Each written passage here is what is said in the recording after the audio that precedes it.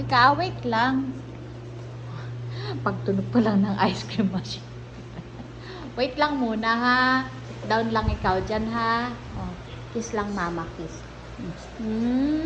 Aray ko, ano kang sakit talagang balakang ni mama.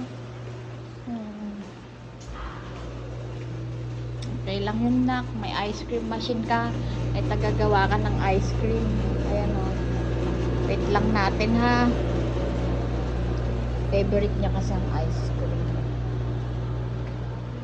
Gusto mo dito magkain ng ice cream? Dito sa table? Halika dito. So, mag-stay dito? O, dyan ka na lang. Dyan na lang ikaw? O, sige, sige. Dyan na lang ikaw ha. Gumawa rin ako ng ano ko. Ng pangalan nito. Ano bang kinain ko kanina?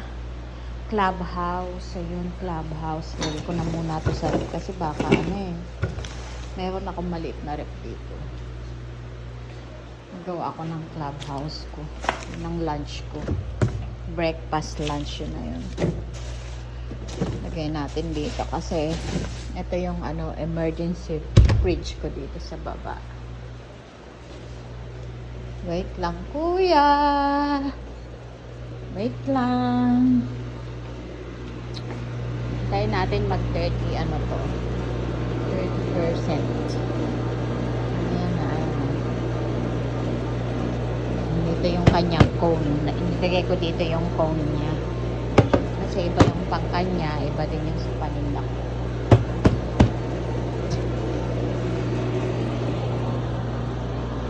Menu ko kung may mag-dine in saka kung may mag-order.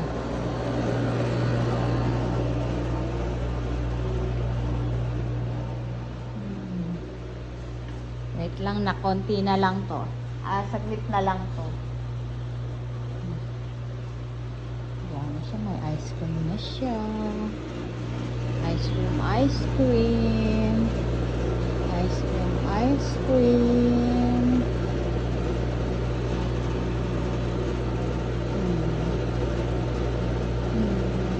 Dito sa subdivision na matumal. Hindi naman pwedeng ilabas ang ice cream machine ko. Wala namang saan ako mauupahan. Wala akong pangpuhunan, pang-upa. Wala din magbabantay ng regular na magbabantay kasi hindi naman kami pwedeng kami ni kuya magbantay.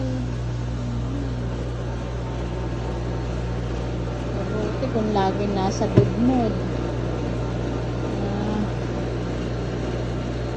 Wait lang ha, anin ko lang to. Tayo natin, medyo matagal pa siya, mga 15 minutes. Ay, hindi naman, 5 minutes. Matato din eh.